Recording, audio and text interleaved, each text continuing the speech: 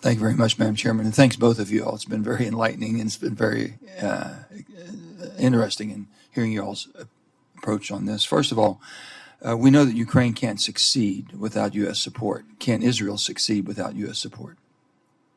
Just yes or no very quickly on that. Either one. That's correct. My assessment is that if the United States does not continue to support Ukraine, they will not succeed. Right, but can Israel without our support? That's right. Can Israel make it without our support? I think no. I think we have to continue to support them as they. I'm just asking you questions that people are asking me. So they're saying, well, we've been giving $3 billion, and Israel's very advanced. Ukraine was not. We had to bring them up to speed to be able to fight their fight, and we're committed there. And Secretary Blinken, I would simply say that on the one hand, Israel prides itself in being able to defend itself by itself, but a critical function of its ability to do that is the support that we provide, including through the memorandum of understanding that was negotiated by the Obama administration to give Israel historic levels of support's not support. only justified but needed. You're saying it'd be hard to take on all the fronts we're taking on without our support. Next of all, it brings me to the munitions. I know it's been asked about what we can produce. Is the United States running a risk maybe not having enough to defend ourselves if we're pulled into any of these battles because of what we're basically producing? Are we producing enough here with the trusted allies and ourselves, producing enough ammunition to defend our own homeland and help our allies too? Thanks, Senator. The first order of business for us is to make sure that we have the capability required to defend our nation and protect our interests. Okay. And then above and beyond that, you think we're producing enough? we're ramping up. Yes. I know we're trying to. Yes, we are ramping up. But, if we had to only resource ourselves, yes. But we're at a point in time where we're resourcing allies and partners like Ukraine and Israel, and it's going to require more. I'm just asking the question because people are asking me, are we running ourselves critically low on our own volume of what we need in our own basically inventory, or are we basically overproducing, or can we produce enough, or are we supplying more than what we can produce to backfill?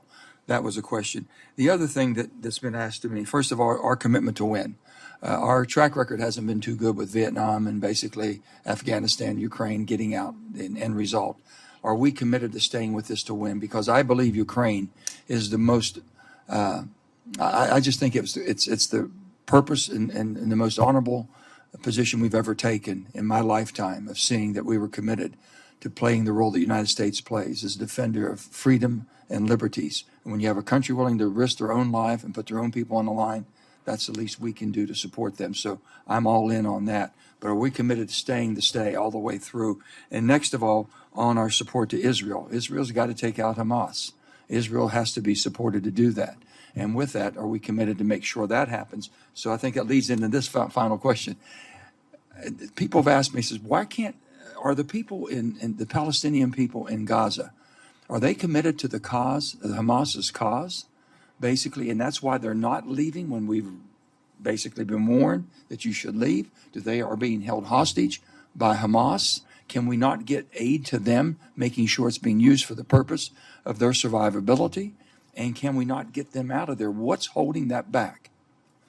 Secretary Blinken. We are committed to making sure that that Ukraine has what it needs to defend its sovereign territory. That's why we're here asking you for support. No problem, but I'm just saying, is there a way to do that? Secretary Blinken, I know you've been over there quite a bit. Both of you all have. Senator, very quickly, the overwhelming majority of Palestinians living in Gaza are not part of Hamas, don't support Hamas, in fact, are subject to its repressive rule. But these are impoverished people who have virtually no opportunity and so no ability. You're saying nowhere to go? So very hard for them to move out of the way, although obviously we're working on that to try to get them out of harm's way. Very little ability to provide for themselves, which is why we're trying to get assistance in. But ultimately, this is their land. We don't want to see them displaced. Very quickly, we do want to see different governance. The problem that we have, basically, we're saying that $10 billion for humanitarian aid, when we know we can't even get the aid that we're putting in there now going into the hands. We can. No, we can, and we are. We're making sure that the assistance going in is going to the people who need it and deserve Mr. it, Secretary, not people who don't. This is a bipartisan So when you hear all of my Republican colleagues saying about how important it is to secure our own borders, I want you to know it's bipartisan.